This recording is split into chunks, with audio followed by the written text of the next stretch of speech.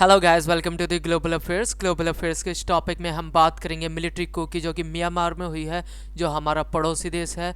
और आंग सांग सू की, जो कि स्टेट काउंसलर ऑफ म्यांमार हैं, उनको अरेस्ट कर लिया गया है। एज वेल एज जो प्रेसिडेंट हैं उनको भी डिटेन कर लिया गया है। बहुत कुछ जानेंगे पॉलिटिकल और मिलिट्री प्रॉब्लम्स के बारे में भी। So my name is Zakir Malik. If you don't know, so let's discuss this topic.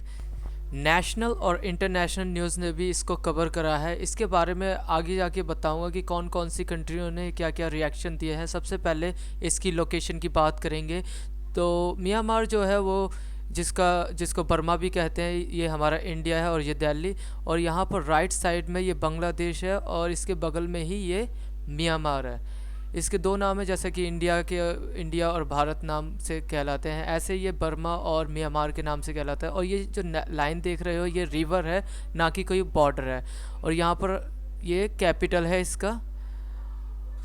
और इसके जो बॉर्डर मिलते हैं वो हमारे देश के आसाम, मेघालय, इन स्टेटों से मिलते हैं। और यहाँ पर ये देख सकते हैं, ये यहाँ पर मिनिस्ट्री ऑफ इंटरनल अफेयर्स का नोटिस देख सकते हैं आप। हाँ, मिनिस्ट्री ने लिखा है कि काफ़ी कंसर्न व्यक्त करते हैं और इंडिया हमेशा डेमोक्रेसी के लिए खड़ा रहेगा, डटा रहेगा।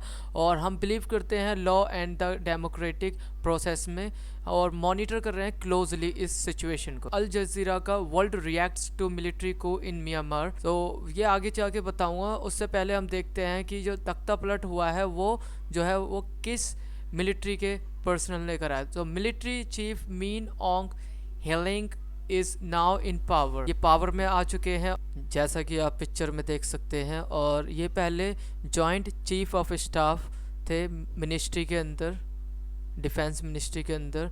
और उसके बाद इनका प्रमोशन हुआ, 4 स्टार मिले इनको, 4 स्टार जनरल डिक्लेयर हो गए 2011 में।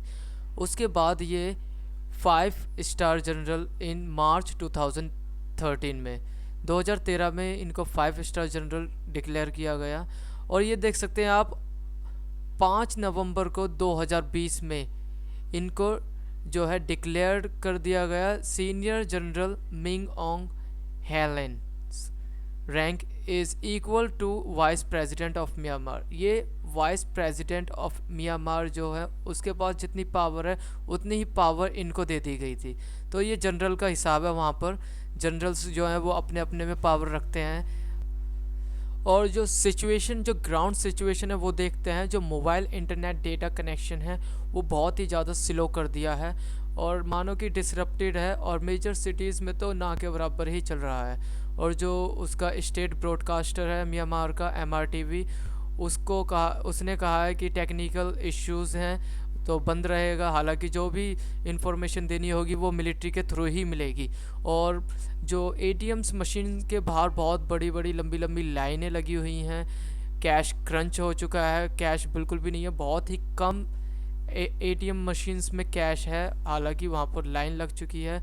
और जो फाइनेंशियल सर्विसेज हैं वो भी बंद कर दी गई है, जो कि म्यांमार बैंक्स एसोसिएशंस के द्वारा प्रोवाइड कराई जाती हैं। तो कम्युनिकेशन जो है वो कैपिटल में भी, जो ने पाए ताओ कैपिटल है जो म्यांमार का, उसमें भी शट डाउन है। बहुत ही कम्युनिकेशन सिचुएशन बहुत ही बुरी है वहाँ की। और in the countries largest city जो है यांगोन, जो लार्जेस्ट सिटी है म्यांमार की, उसमें जो है फ़ोन लाइंस इंटरनेट कनेक्टिविटी जो है वो लिमिटेड कर दी गई है। और बहुत ही जगह प्रोवाइड नहीं किया जा रहा है इंटरनेट कम्युनिकेशन, बिल्कुल भी नहीं है। कम्युनिकेशन ब्लैकेड हो गया है पूरी तरह से। अब देखते हैं what has the reaction been, जो रिएक्शन आया है इंटरनेशनल कंट्रीज़ की तरफ से, वो क्या रिएक्शन आया है। तो यूनाइटेड स्टेट्स ने तो सीधा सीधा इसका अपोज कर दिया है और सीधा सीधा बोला है कि डेमोक्रेसी को जल्द से जल्द बहाल किया जाए, और जो है गवर्नमेंट के ऑफिशियल्स को और गवर्नमेंट के लीडर्स को, मिनिस्टर्स को छोड़ा जाए, रिलीज़ किया जाए। और जो US सेक्रेटरी ऑफ ब्लिंकन है, जो अभी अभी बने हैं, उन्होंने कॉल करके सिचुएशन का जायज़ा लिया और सिचुएशन को बहुत ही क्लोजली मॉनिटर कर रहे हैं। Democracy, freedom, peace and development को स्टॉप ना करें, रोके ना। जो फॉरेन मिनिस्टर हैं मैरी स्पेन, उन्होंने तो साफ साफ बोला है कि ना मिलिट्री जो है रिस्पेक्ट करे रूल ऑफ लॉ की और रिजॉल्व करे डिस्प्यूट जो है थ्रो लॉफुल होना चाहिए। जो भी सिचुएशन जो है वो उसका समाधान हो जाए जल्दी से जल्दी, और सिविलियन लीडर्स को रिलीज़ किया जाए who have been detained. What happened in the election में क्या हुआ था जो कि ना ये तख्ता पलट हो गया, इतनी सारी सिचुएशन आ गई। तो एनएलडी जो है जिसको 83% जो अवेलेबल सीट्स मिली हैं 8 नवंबर इलेक्शन में, उसको जो है वो रेफरेंडम मांग रहे हैं। काफ़ी जो पार्टियां हैं उसके खिलाफ हैं क्योंकि वो बार बार वही जीत जाती है।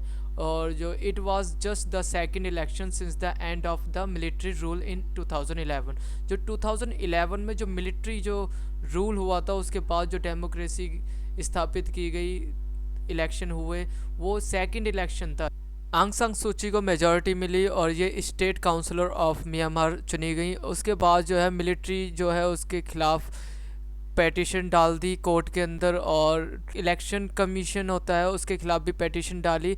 तो ये पहले से ही डर बना हुआ था कि ना जो मिलिट्री जो है वो टेक ओवर ना कर ले कंट्री को और ना मिलिट्री को ना हो जाए। तो इसके बारे में काफ़ी आर्टिकल भी लिखे गए थे। Parties represented in the assembly of the union, जो यूनियन असेंबली है उसके अंदर जो है एनएलडी जो है नेशनल लीग फॉर डेमोक्रेसी, उसको 135 सीटें मिली थी इस बार के चुनाव में जो कि 2020 में हुआ है।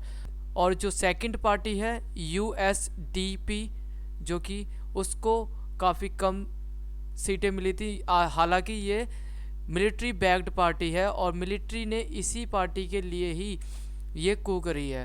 तो अब जो चुनाव होंगे, हालांकि 1 साल के लिए तो नहीं होने का, बट जो भी होते हैं तो उसमें मिलिट्री का पूरा हाथ रहेगा कि वो ये। और अगर आप एनएलडी जो है, एनएलडी पार्टी जो है उसको 250 सीट मिली थी, तो आप देख सकते हैं इसमें, और उस दूसरी पार्टी को बहुत कम सीटें मिली थी। और जो कि इसका परसेंटेज था जो हाउस ऑफ रिप्रेजेंटेटिव का उसमें भी ज़्यादा था। और इसमें देख सकते हैं आप 61% जो है एनएलडी को वोट मिले थे और 3% जो है वो दूसरी पार्टी को मिले थे। सो आई होप आपको कुछ इन्फॉर्मेटिव लगा होगा। Thank you so much for watching this video. ऐसे ही कंटिन्यूसली वीडियो लाता रहूँगा। Please like, subscribe and share this channel.